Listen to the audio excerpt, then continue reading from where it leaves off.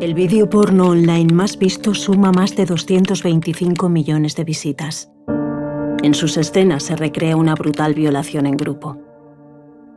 Se puede ver haciendo solo un par de clics, aun teniendo solo 9 años. Los móviles se han convertido en la puerta de entrada a una sexualidad distorsionada para unos niños y niñas que forman parte de la que ya podemos llamar Generación XXX. Puede que no queramos verlo, pero ellos tampoco. Porque lo que los primeros niños pornonativos de la historia se están encontrando en sus dispositivos son contenidos que no pueden procesar. Y es que en la actual pornografía mainstream, hasta un 89% de los vídeos muestran agresiones físicas y verbales que tienden a normalizar y erotizar la violencia en categorías cada vez más demandadas, como degradación, violación o incesto. Niños perdidos, desprotegidos ante unas plataformas que al no verificar la edad de sus usuarios, están creando patrones de conducta que derivan en adicciones, agresividad o disfunciones sexuales. Estamos ante un problema de salud pública que no para de crecer y hay que cortar.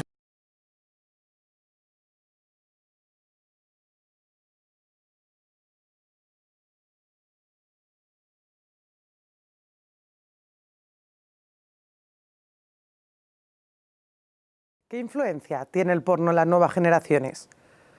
¿Cómo construyen el deseo sexual y qué peligros tiene? El deseo es una construcción social. ¿Cómo estamos construyendo el deseo sexual de esta nueva generación? Ha habido un cambio generacional muy grande. Ha cambiado totalmente el paradigma de esa construcción del deseo. Informes como Save the Children nos dicen que a los 8 años los niños y niñas tienen los primeros accesos al porno y que a los 12 los chicos empiezan a consumirlo de manera habitual. Es importante verlo en perspectiva. ¿Cómo era la construcción del deseo sexual en modo viejuno?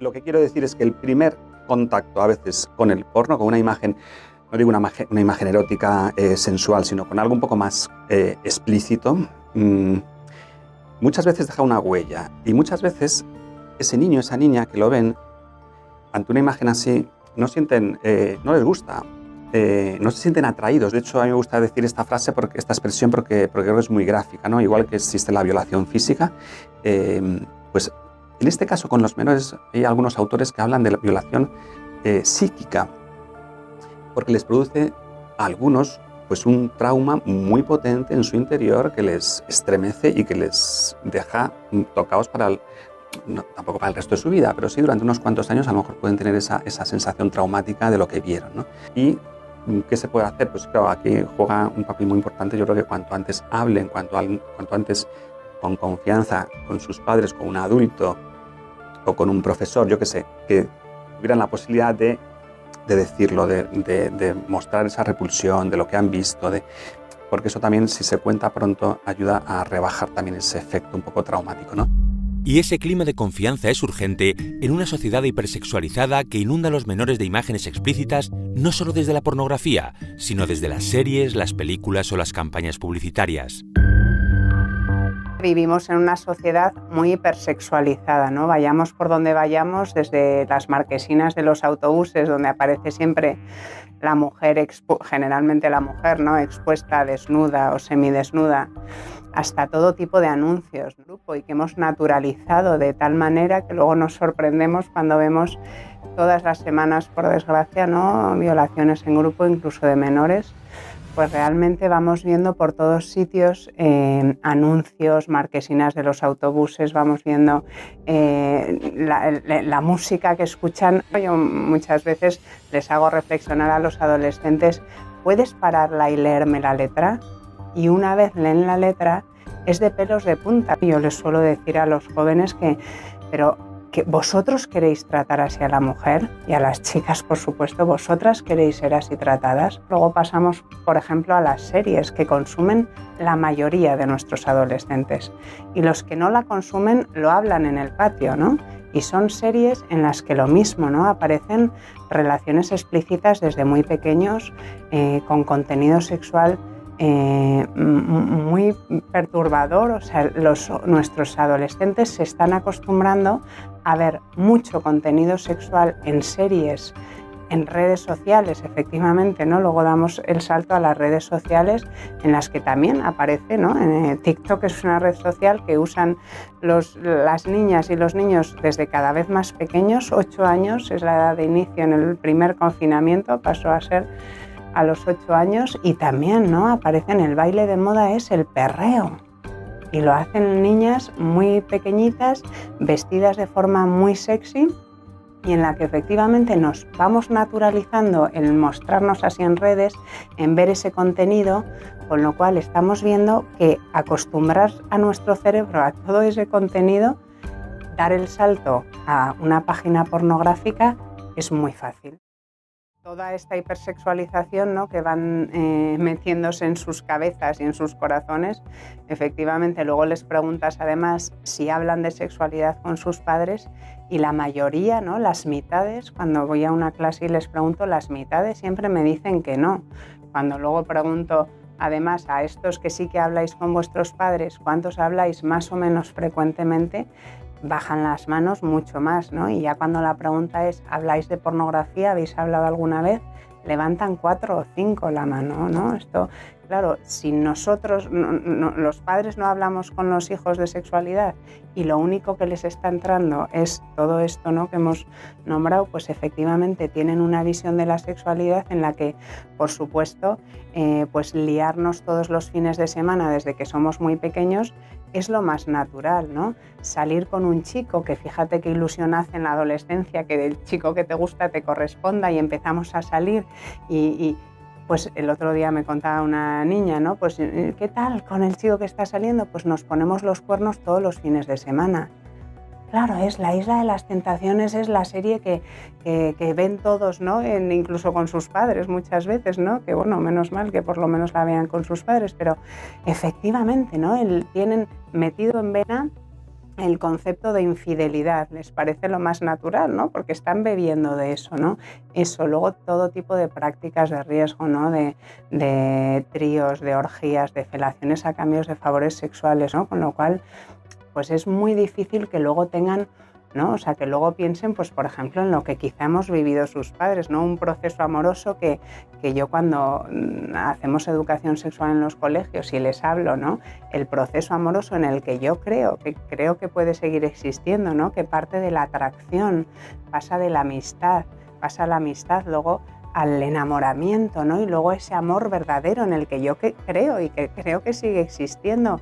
Pues se te quedan todos, ¿no? Porque efectivamente todos tienen en su corazón esas ganas de ser felices, y esas ganas de ser felices solo se consigue en aprender a amar y ser amados. Y todos lo quieren y es lo que buscan, ¿no? Pero ahora la forma de ligar es, nos emborrachamos, porque el alcohol está absolutamente normalizado, nos emborrachamos, nos liamos con el primero que se nos presenta y luego ya si eso te doy mi Insta. Esta manera de entender las relaciones personales es nociva para todos, pero es especialmente perjudicial para las niñas y para las adolescentes, que salen perdiendo en unas representaciones que cosifican a la mujer. Lo que está pasando es que los chicos, es verdad que se creen y están empezando a pensar que se tienen que comportar como lo que ven en esos vídeos, ¿no? Tanto de series como de pornográficos, ¿no? Y lo que ven son efectivamente un maltrato a la mujer, una degradación y un trato con violencia incluso, ¿no? Que se piensan que eso es lo que le va a gustar a una chica. Las chicas, por otro lado, es verdad que además de consumir también pornografía, están consumiendo mucha pornografía literaria, ¿no? O sea, que viene pues de estas aplicaciones tipo Wattpad, ¿no? De las que han salido sagas que están súper potentes, como Culpa Mía, ¿no? Por ejemplo, que ahora ya ha salido en película, y ayer en un colegio me levantaron la mano pues casi 60 niñas, ¿no? Que la habían visto efectivamente, y que no solo les está llenando la cabeza, ¿no? De efectivamente pornografía literaria, sino que una visión de las relaciones sentimentales tóxicas, en la que se están dejando maltratar muchas veces. O sea, tienen normalizado que tu novio o el chico con el que sales te insulte frecuentemente y te maltrate, ¿no? Luego nos asustamos de también la violencia de género que vemos en las noticias a diario, ¿no? Pues es que la están bebiendo de la literatura, de las series, etcétera. Tenemos que hacer algo al respecto. Que estén entrando mensajes en los colegios, que estén entrando mensajes en los institutos, donde lejos de educar, lejos de explicar esa sexualidad sana, esa relación de igual a igual, se está destrozando todo eso para meter otros mensajes. Desde luego es para verlo, y lo vamos a ver, no va a tardar mucho, cuáles son esas consecuencias, no solo en salud mental, sino también en esa desigualdad cada vez de una juventud que no sabe por dónde ir, ¿no? Estamos creando una sociedad totalmente basada en la mentira, y cuando la mentira es la que construye todo, en realidad no nos estamos conociendo, y por lo tanto, lejos de encontrar ese punto de qué es la sexualidad, que forma parte, porque somos seres sexuales y por eso nos podemos reproducir y por eso podemos generar una generación que venga después, lejos de progresar, estamos involucionando de una manera tremenda. Creo que no solamente es una cuestión de fallo solo en la educación sexual, sino fallo en general en la implicación de las familias en la educación de sus hijos e hijas. Digamos que nuestro sistema actual se basa en familias donde muchas madres y padres trabajan, y las criaturas se llevan muchas horas entre la escuela, extraescolares y al final también conexión a internet. Mucho consumo de pantalla. Las estadísticas, por ejemplo, hablan, ¿no?, de que ha aumentado el consumo de horas de pantalla de exposición, ¿no?, de niños y adolescentes que consumen unas 6 horas de pantallas al cabo del día. Entonces, bueno, si van al colegio, duermen y están 6 horas en las pantallas, pues prácticamente están adoctrinándose a través de un teléfono móvil, una tablet, un ordenador. Yo creo que hay de base una pérdida también, ¿no?, de los valores en la sociedad, ¿no? ¿Cuál es el propósito de criar a un niño y una niña? Creo que es importante que las familias asuman que, igual que cuando tú tienes un bebé pequeñito y te informas, por ejemplo, si vas a dar pecho, ¿no?, de cómo es la mejor forma, ¿no?, o el biberón, cuál es la mejor tetina, o después vas a comprar una trona, cuál es la mejor trona, la más segura, la que es más ergonómica, el mejor carro, porque cuando eres madre y padre haces un máster sobre este tipo de cosas cuando son pequeñitos y pequeñitas. Cuando le llega esa etapa, ¿vale?, y donde hay que educar en el ámbito de la sexualidad, también tenemos esa responsabilidad como padres y como madres, porque además las relaciones sexuales, como van a ser con otras chicas y otros chicos, también hay una responsabilidad con otro ser humano. Entonces, las familias tienen que asumir esa responsabilidad, y si no tienen herramientas suficientes, hay que reclamarlas al sistema educativo y sanitario. De las más sádicas sistematizada, porque ¿qué porno ven? Siento deciros que no es el porno viejuno, no es el hilo argumental maravilloso de butanero toca la puerta, yo no tengo para pagar, tiroriro, tiroriro, ¿no? Butanero, fontanero, albañil, y va cambiando lo que es la profesión en sí, no. Ahora los vídeos más vistos es: padre abusa de su hija mientras duerme, hermano viola a su hermana en la ducha, mira lo que hago a mi madrastra cuando violan a una chica en una borrachera, 5 contra... Sí, o sea, al final agresiones grupales, bucaques, orgías y violaciones ocupan el 80% de la pornografía que ve esta nueva generación, y tiene un hilo argumental absoluto: la violencia extrema, la violencia sádica, el peligro de construir un deseo sexual en base a la violencia. Es que no van a poder identificar esas violaciones. Es que ellos no han construido el deseo en base al cariño, a las miradas, al sexo, al placer, no. Lo han construido en base a una violencia extrema y sádica. Cuando tienen que enfrentarse a esa dulzura y a esos cariños, pues hay en ocasiones en las que no pueden. Sé que esto a las familias asusta mucho. Sé que no puedes creer que tu hijo de 8 años pueda tener acceso al porno, pero es que de verdad ha cambiado totalmente el paradigma. No tienen que ir a buscar porno, no tienen que saber qué página web, no. Les viene, les bombardea, les pasa por grupos, tienen aplicaciones que ni siquiera sabemos. Hay una brecha generacional tan grande que no somos conscientes de saber qué peligros tienen y qué acceden. Y esto posiblemente no pueda parar, pero sí se puede preparar. sí podemos crear una educación afectivo-sexual real en las escuelas, romper por fin el tabú de hablar el sexo de una manera cercana dentro de las familias y dar las herramientas apropiadas para que no interioricen solo lo que ven en la pornografía como la definición de sexo, porque eso tiene consecuencias muy, muy graves. También la parte biológica tiene una parte fundamental, ¿no? En una etapa en la adolescencia en la que los chicos tienen unos cambios muy concretos, ¿no? Y las chicas otros muy distintos, qué importante es que los conozcan cada uno desde antes de que les pase y que conozcan unos los cambios de las otras, ¿no? O sea que a veces nos quedamos en explicar cómo es el ciclo menstrual o la menstruación a las chicas y a los chicos un poco. Y no les hablamos a los pobres chicos de las poluciones nocturnas, las erecciones matinales, que son todo biología y son síntomas de que están muy bien hechos, ¿no? Todo esto se habla poco, no se les explica, ¿no? Y que todo eso también es educación sexual. Porque una relación sexual sana se debe basar en el respeto, en el placer como un medio para conocer a la otra persona. No es el placer en sí mismo y yo instrumentalizo a otra persona, sino que el placer forma parte de la relación afectiva. Eso es lo que se ha perdido. Creo que deberíamos de volver a llegar al consenso de que las relaciones sexuales tengan recuperar la parte afectiva. O sea que la educación sexual es mucho más grande para empezar a hablar de afectivo sexual, ¿no? O sea, afectividad. En la sociedad actual ya nuestros jóvenes han separado absolutamente el sexo del amor, va totalmente por separado. El sexo del compromiso lo mismo, ¿no? O sea, se les está enseñando a empieza a tener prácticas sexuales cuanto antes mejor, ¿no? Entonces vamos a empezar, por favor, por la afectividad, por la gestión de las emociones, por la gestión de la frustración.